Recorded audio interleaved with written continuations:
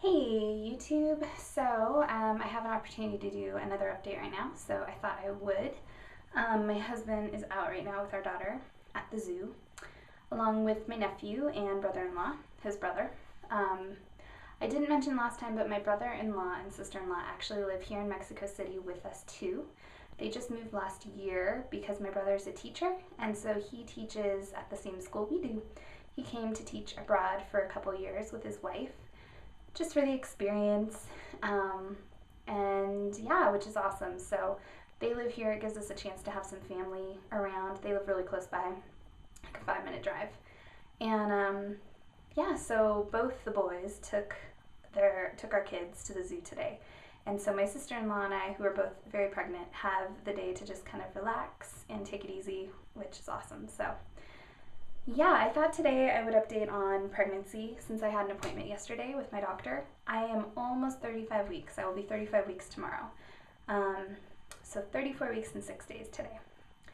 And everything checked out really well. My blood pressure was great, which is good because I did have preeclampsia last time. Granted, my preeclampsia didn't show up until, the symptoms didn't show up until about 2 days before I gave birth. So hopefully things just stay as they are throughout the rest of my pregnancy. But great blood pressure. She checked the baby's heartbeat and it's super steady, doing great. He's got an awesome heartbeat, really strong. And checked his position.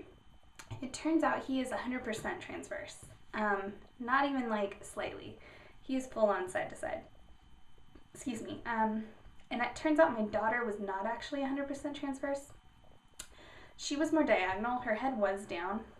It just wasn't quite in the birth canal, and she was kind of curved. So she had a chance of moving into the right position. There's like no chance with this guy. His head is literally completely on my right side. You can actually see it when he moves. He kind of pushes his head. It's like he's headbutting me. He pushes his head out, and you see this like actual head-shaped figure on the right side of my stomach, and it's really funny because it looks exactly like a head, a very little head. So his head is over there, and all the way on my left side, almost to my back, is his feet. So he will push and kick on me all the time back there. He's like completely stretched out across my belly. And so because of that, when she measured me, I'm not quite measuring to how many weeks I am, simply because of how he's positioned.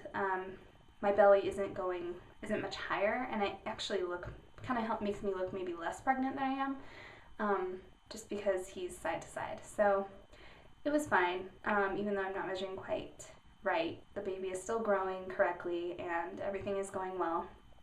He's the correct size. So yeah, that was great. As far as symptoms that I'm having this pregnancy, I am having tons of acid reflux.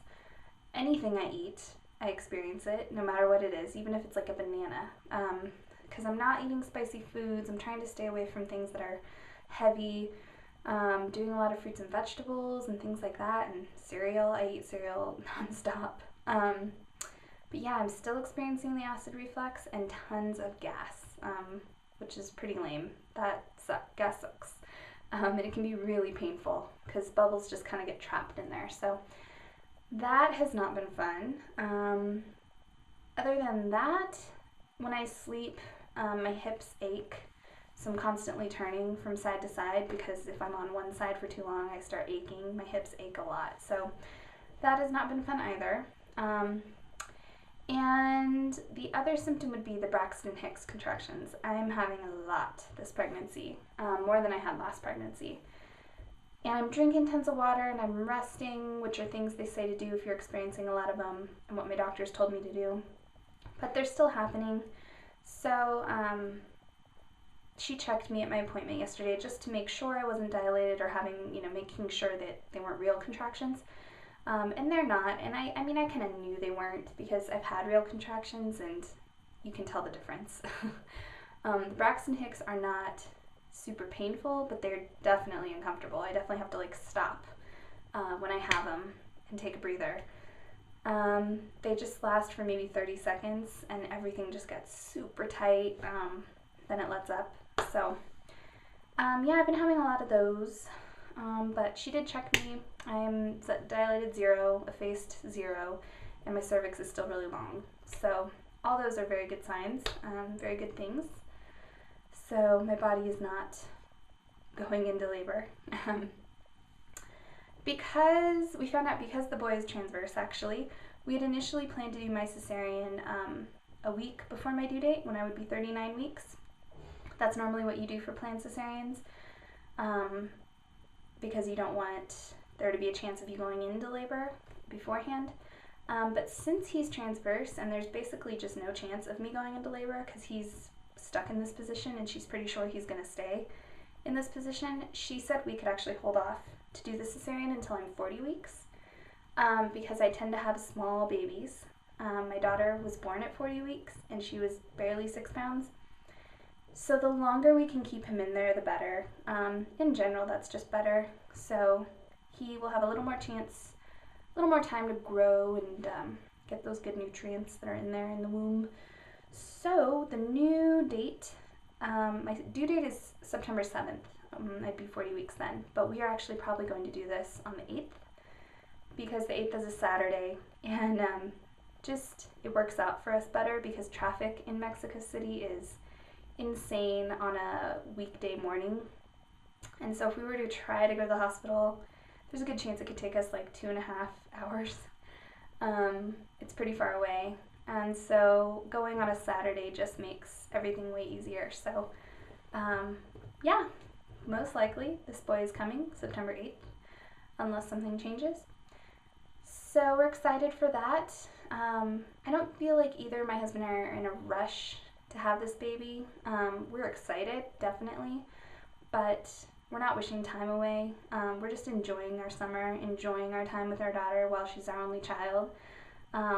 So stoked and excited to meet the boy, but having to wait 1 extra week isn't too big a deal for us, I think. So, and we want what's best for him, and if what's best for him is to stay in there longer, then that's great. So yeah, that's about everything. I was thinking maybe on my next video I would share more about my daughter. She is going through a lot of transitions. She is 2, and so this summer we have started her in a big girl bed, so that we don't have to buy another crib, so we can use the same crib for our baby. And we've also potty trained her, so I can share how that's gone for us, share what method we chose for potty training and why and how it's worked out. I can tell you right now that things have been going really well with both. So yeah, I'll give more details next time. But in the meantime, I will go ahead and show you the belly. My baby number 2 belly at almost 35 weeks is right here. So here it is. Like I said, it doesn't look maybe like I'm as pregnant as I am because he's not very far out. He's mostly just here, side to side. So here it is. Here it is from the front. His head is over here, and his feet are like all the way back here. But yeah, here it is. My belly button's definitely sticking out. Don't have any of the mother's line yet. I did with my first, so it could very well show up a little bit later. But yeah, there it is.